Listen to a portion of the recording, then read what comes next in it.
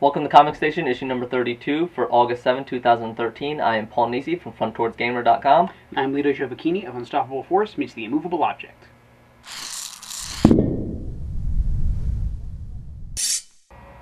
For our first new release today, we have Vertigo's Trillium.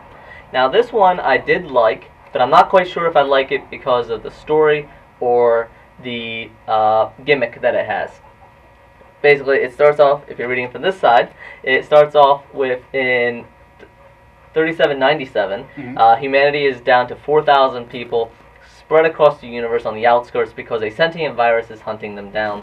And they do find a possible cure in a plant, but it can only be found in certain locations. It cannot be duplicated. And they find it in this group that is being protected by these aliens. The first expedition there failed because they were just wiped out because they entered to the temple and they were destroyed immediately.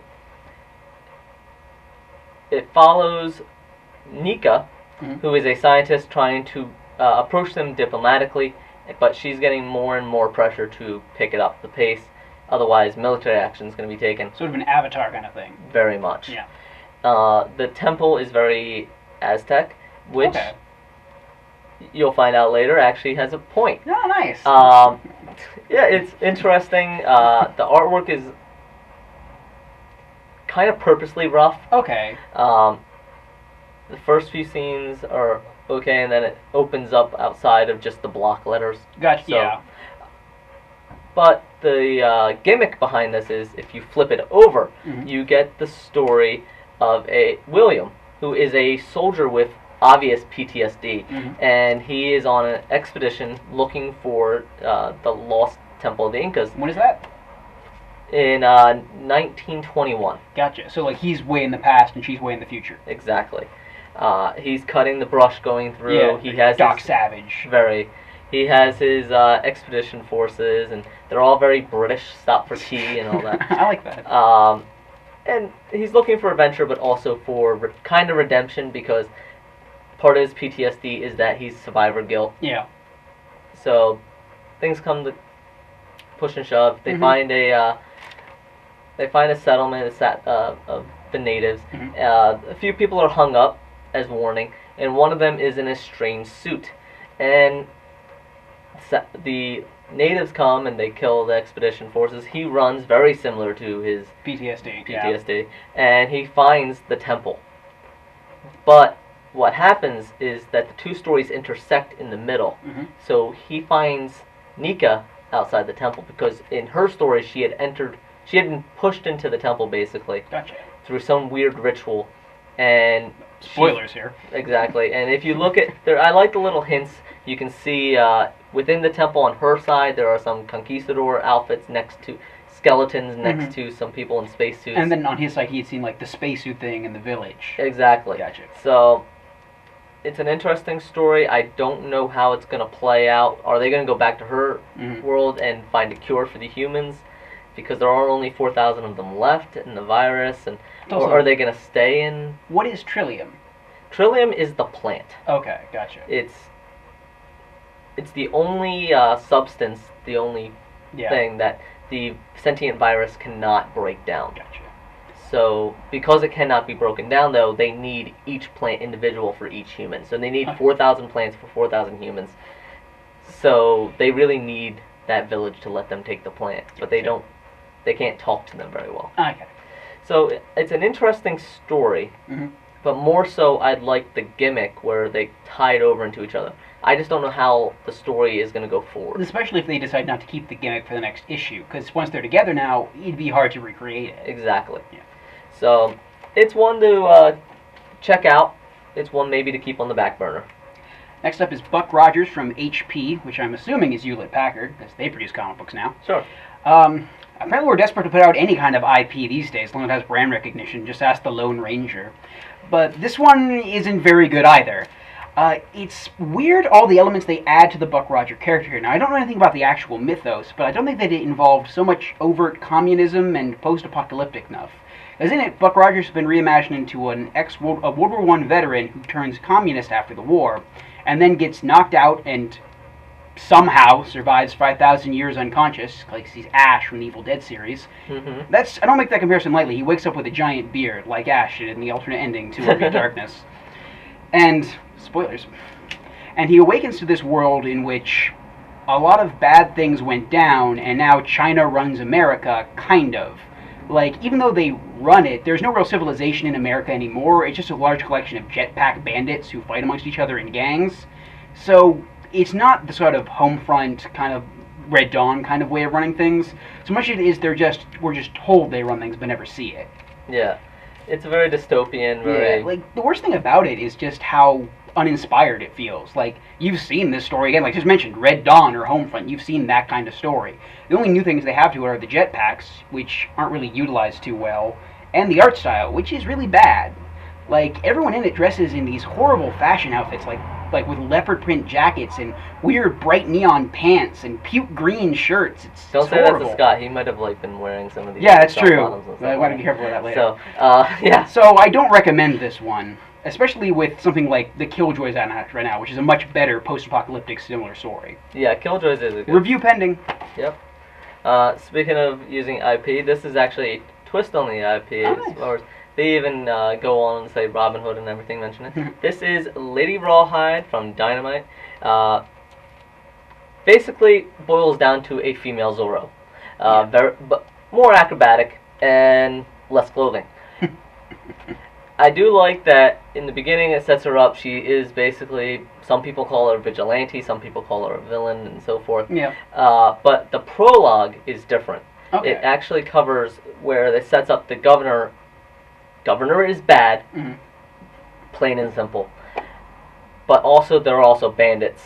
So not everyone is black and white. Gotcha. So the interesting thing is the prologue opens up where the train is getting attacked by these bandits. And they're coming and killing the soldiers. This is set in Mexico, of course. Is it like Old West kind of thing? Yeah, very much. Okay. Old West, very Zorro. Yeah. They have muskets and such. Okay, but gotcha. Muskets is about as advanced as they are. Okay. The train is the biggest technological thing they have, and it's progress. The railroads. Exactly.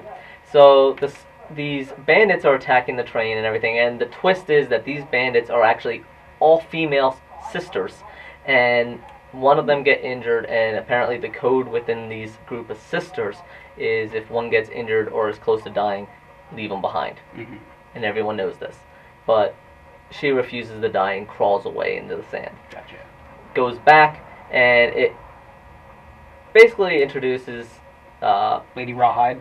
Yeah, Lady Rawhide, Anita Santiago, and she's having a little cat and mouse with Captain Rise. He's the only honorable soldier within Mexico, apparently. Oh, yeah. The Commissioner Gordon of the series. Basically. And there's a little cat and mouse, and she kind of, like, teases him a little bit here and there. Little banter, and it just kind of sets it up very Zorro. She does, like, quips and fun, and you find out that her past, and it's a nice story. A little familiar. I gotcha. Throughout it, though, the artwork is very nice. Okay. Beautiful artwork. She is more acrobatic, so a lot more movement and fluid. Is it very swashbuckling? Really, in this one at least, she does have a sword, but she favors her whip. Okay. Because it helps her get around. She uses it a lot, like... Sort of like half Zorro, half Catwoman that way? Yeah, very. Yeah. She uses it as movement, basically. And that's mostly what this issue is about. There wasn't really too much fighting hand-to-hand. I gotcha, yeah. But the interesting thing is that the prologue and Lady Rawhide end up meeting because that sister that was running away,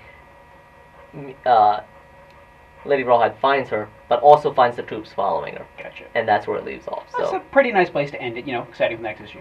Yeah, it's actually, if you like Zorro, don't worry, I didn't really spoil it. The meat of the story is in her and her banter and her talking and some of her background. So is she already Lady Rawhide when the story starts, or will we see her? Yes. Okay. But you also see why. Like flashbacks of why she became it. you see why. You don't see her progression, Okay. but you do see the event that twisted her. That's a pretty nice place to start it. So, it's if you like Zora, you like that kind of action, then you're gonna like later on. Next up is Robocop: The Last Stand from Boom Comics. Gotta say it that way. Hence the exclamation mark in their title. Exactly. It's worth considering between the movie and Frank Miller working now on the Batman Superman film that's probably why this got made, that the two creators are big now. But, I don't know, it's starting to feel like we just need to let the Robocop IP die, honestly. I've always found Robocop did better in the movies. Yeah, like, the first film was okay. I'm a huge fan of the Robocop animated series. I think it's actually very good. Recommend checking out. It's all on Hulu, by the way. But with this book, it's just a collection of random tropes from Frank Miller and Robocop stapled together. It's the Frankenstein of books, really. It's just trying to make things that were better done elsewhere work here with a different coat of paint. There are things like evil corporations forcing people out of their housing. The police have been replaced with the police just like in the movie, with the employee police for Omnicorp or whatever. Mm-hmm. And for some reason, Robocop is now like a vigilante against the force. He's sort of a Batman type that way, except he seems to care for like the lower classes. That's the one idea that's kind of new in here. And then it's not nearly enough to save it. Well, that's very zeitgeist, where everyone wants the hero to be more for the little guy and less for the overall. Yeah, like it's very Robocop the Occupier, but I'm not exactly sure he's the right character for that role. Overall, the book just comes off very boring and very predictable.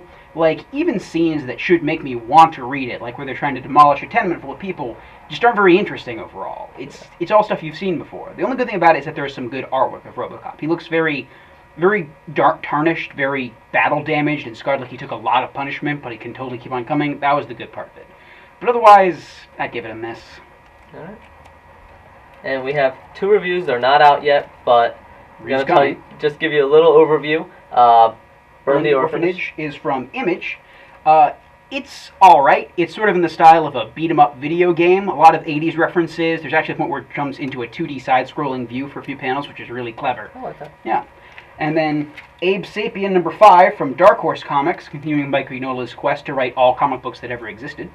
It wraps up the series. It wraps up the recent story arc that's going on in it with Abe at the Salton Sea, and is alright. It feels a lot like nothing happens in it, though. Alright. You'll see full reviews later on. Yes, they'll be up on frontwardsgamer.com within the next day or 2. Alright, speaking of reviews, we're actually going to go to our review section next. First up is Ghost in the Smoke and the Din from Dark Horse. It's very simple with its standard 3-act structure that's sort of like The Crow if they had better art design. It's sort of a mashup of things like Supernatural and Sliders, with things like dimension hopping and searching for demons hidden in human form. Again, some of the designs are very well put together, but it's inconsistent and simplistic. Nothing's horribly wrong, but nothing's really stand out about it. I know in your review you kind of say like it switches between being a focus on other dimensions to suddenly from being from human to hell and forth to becoming other dimensions, so they lost focus. Exactly. There's a box of science that seems to do whatever the plot needs it to do. Very convenient. Yeah. Next up is Tarzan, the Sunday Comics Volume 1, also from Dark Horse Comics. It's a collection of the comic strips from 1931 to 1933, written by Edgar Rice Burroughs, the actual creator of Tarzan, which is kind of cool, but at the same time, he's very different from how we view him now in the books. He isn't the mindless ape-man we consider him to be from, like, the Disney film. He's actually erudite and smart, and he hangs up with French people a lot. He's also sort of a generic hero blank slate. The artwork is boxy. The stories are simplistic. It's 39. The title sums it up. It's 1931 to 30. Right? Yeah, it's 30s comics. And get literally comics from like the newspaper you would read out of. So, like, if you're a fan or you want it for your coffee table, that's it. Otherwise, I don't really recommend it. Yeah, coffee table, bathroom reading. So. Hitting up Marvel now for Black Bolt, Something Inhuman This Way Comes. It's a 100-page reprinting of the 70s Inhumans from Neil Adams within The Amazing Adventures number 5 to 10 in 1970 and Avengers number 96 in 1963, I think the paper is telling me. 3 storylines, all very well done. There's some kind of wonky weirdness in it, with Magneto having weird Zen Yogi-based powers and Black Bolt being able to confer his powers via his costume. But other than that, it's still very enjoyable, or possibly because of the weirdness, if you're asking.